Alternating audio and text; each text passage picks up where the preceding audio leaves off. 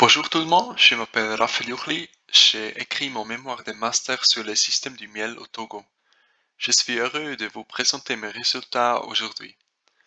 Pour obtenir ces informations, j'ai mené 10 entretiens semi-structurés avec des informateurs clés de la chaîne des valeurs du miel et j'ai consulté aussi la littérature existante. Le cadre de l'analyse était l'approche du développement du système de marché. La première chose à se demander est pourquoi le miel est important et mérite l'attention. Les colonies d'abeilles nous fournissent non seulement des produits précieux comme la cire et le miel, mais les abeilles jouent également un rôle crucial dans la pollinisation des produits agricoles. Selon la FAO, elles assurent la survie et la reproduction de nombreuses plantes en soutenant la régénération des forêts, l'adaptation au changement climatique, elles aussi améliorer la quantité et la qualité des productions agricoles. Mais qu'est-ce que signifie l'apiculture pour le Togo? Le potentiel économique de l'apiculture au Togo est reflété dans le proverbe «L'abeille, c'est l'esclave des pauvres». L'apiculture convient comme d'activité agricole secondaire car elle demande comparativement peu d'efforts. Les abeilles font presque tout le travail qui peut être collecté pendant la saison sèche, où les autres activités agricoles se reposent. L'apiculture est également moins dépendante d'un climat favorable et des rendements élevés peuvent être générés sur une petite surface. La mise en place des ruches et l'obtention de l'équipement nécessaire nécessitent un investissement initial élevé. Cependant, ces coûts peuvent être répartis sur plusieurs ruches. Dans le cas de 10 ruches, en tenant compte de la durée de vie du matériel aussi, le bénéfice pour le miel seul est d'environ 10 000 francs CFA par ruche.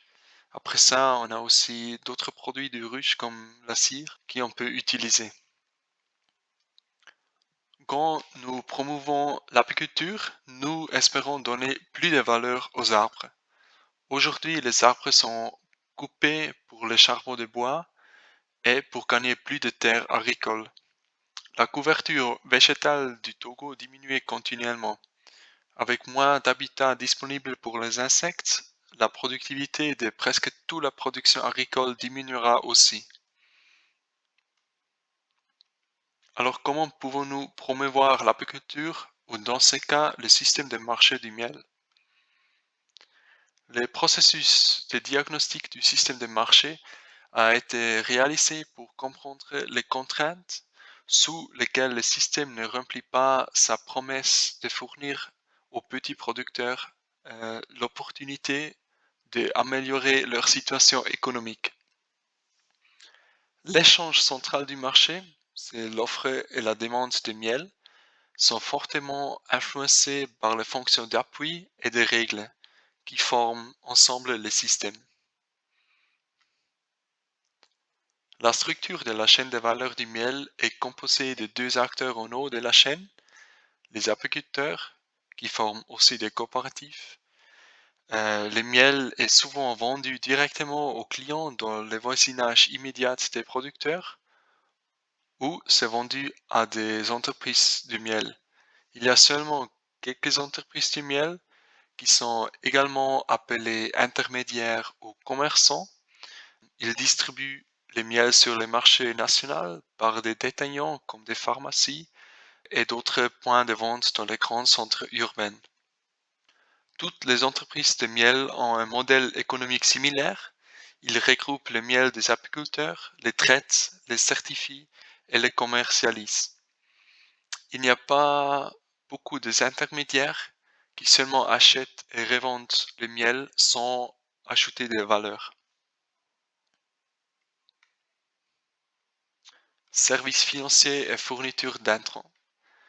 Les capacités financières des apiculteurs pour investir dans leur installation de production sont limitées.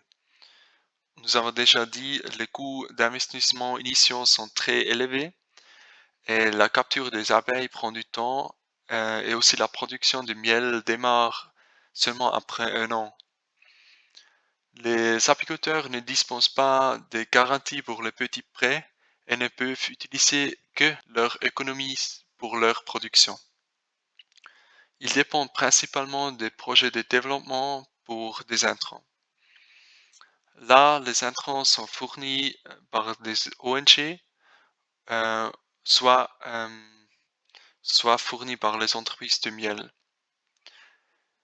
Les entreprises de miel importent les intrants essentiels pour le traitement et l'emballage de miel et les matériaux viennent d'Europe où ils approvisionnent auprès de la production locale. Certaines entreprises de miel fournissent des intrants aux apiculteurs de leur propre initiative lorsqu'ils souhaitent augmenter leur production. Formation et soutien technique. Les petits producteurs ont un certain degré de connaissance de l'apiculture, dans certaines régions plus que dans d'autres. Cependant, la qualité inhérente du miel est souvent perdue dans le processus de récolte, de traitement et de conditionnement. Les apiculteurs manquent le savoir ou manquent l'alternative. Par exemple, souvent ils utilisent des bouteilles déjà salées. Le gouvernement, à travers son agence ICAT et la plateforme nationale des apiculteurs du Togo, semble manquer les capacités pour leur fournir des informations adéquates. Les formations sont principalement dispensées s'il y a des projets de développement. Et là, les entreprises de miel critiquent aussi le choix des agences qui dispensent ces formations parce que ce sont souvent des ONG locales qui ne sont pas impliquées directement dans l'activité. Les entreprises du secteur du miel offrent aussi des formations à leurs fournisseurs. Assurance de la qualité. Les apiculteurs sont conscients de l'importance de la qualité et de son effet sur la demande et les prix, mais il manque d'appareils de tester et la connaissance pour évaluer la teneur en eau du miel. La teneur en eau du miel, c'est la caractéristique de qualité la plus importante avant la récolte. Et après ça, le miel au Togo est entouré de méfiance. Il y a à la fois un manque de compréhension du produit et aucune assurance qualité. Il y a des pratiques frauduleuses, ça existe, mais d'autres fois le miel est considéré comme frélaté uniquement en raison de sa couleur foncée. Mais la couleur foncée est par exemple normale pour le miel d'anacar. La plupart des miels ne peuvent être retracés jusqu'à leur producteur. Le miel n'est pas étiqueté ni certifié et le certificat qui est fourni par l'ITRA est trop cher pour la plupart et n'est pas lié à un label. Information et accès au marché. Le plus grand marché du miel au Togo se retrouve à Lomé, tandis que les possibilités sont moindres à l'intérieur du pays. Seules les entreprises de miel distribuent le miel aux supermarchés, pharmacies et hôtels de la capitale. Même ils n'ont pas de contrats fixes. Leurs clients font appel en cas de rupture de stock. Les coopératives d'apiculteurs vendent leurs produits aux entreprises de miel ou directement aux clients en petite quantité.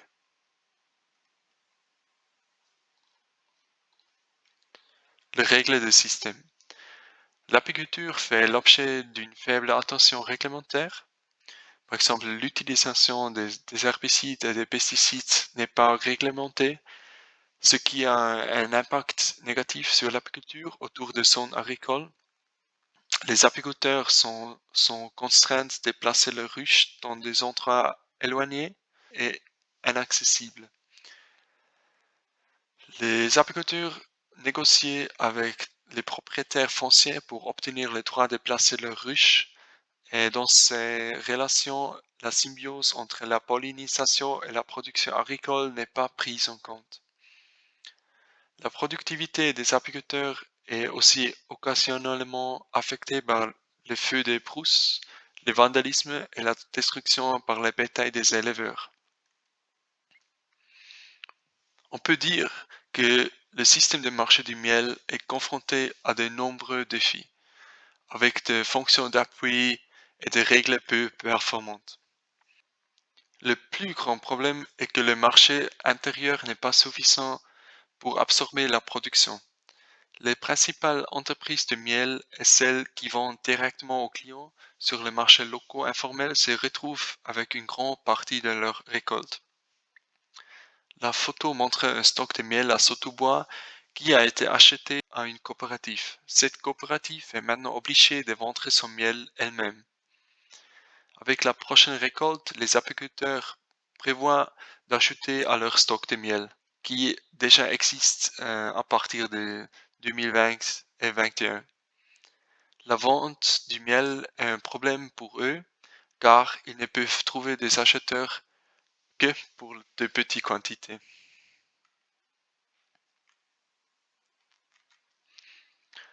Alors, quelle est la vision pour que le système fonctionne mieux? À mon avis, les principales entreprises de miel montrent qu'ils ont les capacités nécessaires à une production de qualité. Leur miel vient de petits producteurs, est certifié, traçable, emballé dans des conteneurs alimentaires et vendu dans les pharmacies et supermarchés locaux. Ils sont impliqués tout au long de la chaîne de valeur et assurent avec succès l'approvisionnement en intrants, la formation et le soutien technique. Il fait aussi la transformation et facilite les liens avec les marchés. Si ce n'est leur problème de vente, leur modèle économique fonctionne. À mon avis, ils devraient avoir un rôle central dans toute initiative visant à renforcer le système de marché du miel. À côté de cela, la création des coopératives reste importante pour mieux organiser la chaîne de valeur, promouvoir les échanges entre les acteurs du marché et instaurer la confiance entre eux est une autre étape importante à réaliser, tout comme la mise en place d'un label de qualité pour le miel et aussi la réglementation de l'utilisation des herbicides et des pesticides est très important. Alors comment faciliter un changement systémique pour atteindre cette vision? Pour parvenir à un système de marché de miel qui fonctionne bien, nous devons surmonter le problème du manque de demande pour le miel togolais. Je voudrais présenter deux possibilités pour résoudre ce problème. La première est d'exporter le miel. La demande mondiale du miel augmente. Les plus grands consommateurs du miel, l'Union européenne, a donné au Togo l'autorisation générale d'importer du miel. Personne n'a jusqu'à présent réussi à remplir toutes les conditions requises pour l'importation. Le miel est défini comme un produit animal, ce qui augmente les exigences. Les solutions possibles sont d'établir des liens avec des importateurs de miel dans l'Union ou avec des sociétés d'exportation agricole existantes au Togo, qui peut aider à accéder au marché. L'autre option consiste à accroître la demande locale de miel. Là, il faut exploiter le potentiel de l'ensemble du marché togolais. Et c'est aussi le marché rural informel. Pour y parvenir, il est essentiel d'améliorer la disponibilité, l'acceptabilité, la sensibilisation et l'accessibilité financière. Tant que le miel sera considéré comme un remède, il sera difficile de vendre des énormes quantités de miel sous sa forme brute, car il n'est pas compétitif par rapport au sucre. Une entreprise de miel a réussi à vendre de plus grandes quantités de miel en le transformant en savon, baume à lèvres et d'autres produits avec une valeur ajoutée.